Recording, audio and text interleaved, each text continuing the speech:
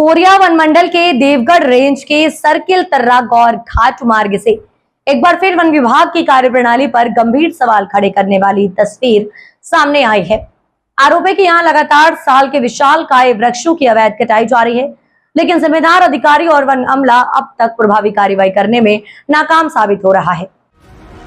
Korea one मंडल के तहत आने वाले देवगढ़ रेंज के सर्किल तारा में एक बार लकड़ी तस्करों के हौसले फिर से बुलंद नजर आ रहे हैं।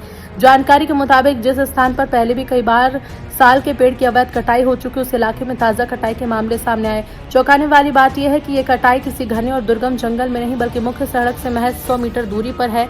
सवाल लाजमी है कि आखिर वन विभाग के सुरक्षा कर्मी और अधिकारियों को भनक तक कैसे नहीं लगती, जबकि तस्कर जंगल के बीच में आराम से बैठकर लकड़ियों की सिल्ली बनाकर आराम से जंगल के बीच से दिन दहाड़े ले जा रहे हैं। लोगों का आरोप है कि लगातार सूचना देने के बावजूद न तो रेंजर स्तर पर कार्रवाई हो रही है, न लकड़ी तस्करों के खिलाफ अभियान। अवैध साल के वृक्षों को काटकर आसपास के क्षेत्र में खपाया जा रहा है। ऐसे में वन विभाग की कार्यप्रणाली संदेह में है। बड़ा सवाल है कि जब एक सामान्य पत्रकार को दूरस्थ जंगल में अवैध कटाई की जानकारी मिल सकती है, तो संबंधित वन परिक्षेत्र अधिकारी और सुरक्षा कर्मियों को अपने ही क्षेत्र में हो रही गतिविधियों की जानकारी क्यों नहीं? क्या ये केवल लापरवाही है, फिर अवैध लकड़ी तस्करों को किसी तरह का संरक्षण? जांच का विषय है। पत्रकारों द्वारा समय समय पर संबंधित अधिकारियों को अवैध कटाई की सूचना देने के बावजूद यदि कार्रवाई नहीं होती, तो इससे माफियाओं के हौसले बुलंद होना स्वाभाविक है। निगाहें कोरिया वन मंडल के उच्च अधिकारियों पर तो इस मामले को कितनी गंभीरता से लेते हैं? अवैध कटाई पर रोक लगाने के लिए दोषियों के खिलाफ क्या कार्रवाई करते हैं? यदि कोई ठोस कदम नहीं उठाया गया तो देवगढ़ रेंज के बहुमूल्य साल वन लकड़ी तस्करों की भेंट चढ़ते रहेंगे और संरक्षण के दावे केवल कागजों तक सीमित रहेंगे। मनीष सिंह की रिपोर्ट। नमस्कार, मैं मनीष सिंह, आप देख रहे हैं अनन्या टाइम्स 24 न्यूज। अभी हम खड़े हैं कोरिया वन मंडल के देवगढ़ रेंज में, और ये देवगढ़ रेंज का तर्रा सर्किल है, जहाँ पर हम अभी आए हुए हैं। और यहाँ हम देख रहे हैं कि यहाँ पर कम से कम 20 से 50 पेड़ कटे हुए हैं। और आप देख सकते हैं किस तरह से इन पेड़ों को, ये जो पेड़ है ये सरई, जिसे साल का वृक्ष भी कहा जाता है, उसके पेड़ काटे गए। और आप देख सकते हैं किस तरह की सिल्लियाँ काटी गई हैं। ये सिल्लियाँ बना के इसको रखा गया। देखिए इस तरह भी देखिए, कम से कम ये 7 से 8 फीट लंबा और कम से कम 8 इंच चौड़ा, इसकी मोटाई लगभग 8 इंच के आसपास होगी। इसे काट के रखा गया है और इसे छोटी गाड़ियों से, जैसे पिकअप, ओमनी, इन गाड़ियों से इसका परिवहन कर लकड़ी तस्कर लेके यहाँ से जा रहे हैं। और हम आपको दिखा रहे हैं, ये पेड़ कहीं बहुत पुराना नहीं है। देखिए अभी ये पूरी तरह से हरा भरा है। इसे 1-2 दिन के अंदर ही काटा गया। और साथ ही साथ एक पेड़ और भी है जो आगे काटा गया, जिसे हमने अभी अपनी आंखों से देखा कटते हुए।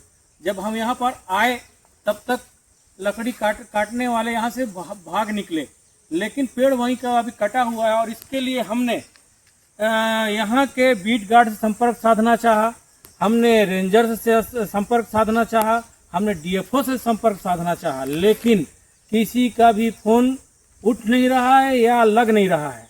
आप समझ सकते हैं यहाँ किस तरह से भ्रष्टाचार हो रहा है। बीट गार्ड यहाँ से लगभग सड़क यहाँ से लगभग 100 मीटर की दूर है, जहाँ से बराबर जहाँ पर खड़े यहाँ से महज 100 मीटर की दूरी में सड़क है। और वो सड़क से लगा वो पर्यटक स्थल है जिसको गौर घाट कहते हैं। गौर घाट से हम उस रास्ते से हम लगभग 100 मीटर अंदर आए और हमें ये दिखाई दे रहा है। हमें ये समझ में नहीं आता, अगर हम पत्रकार होते हुए अगर इस तरह की लकड़ियाँ कट रही हैं, उसको हम खोज ले रहे हैं, तो क्या यहाँ जो बीट गार्ड है, जिसके ऑफिस या जिसका मकान जहाँ पे रहता है, वहाँ से लगभग 1 किलोमीटर की दूरी में ये है।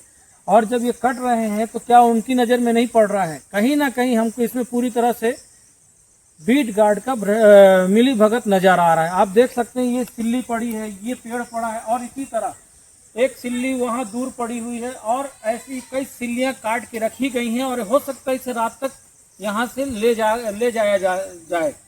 और इस तरह से लगभग 50 पेड़ कटे हैं।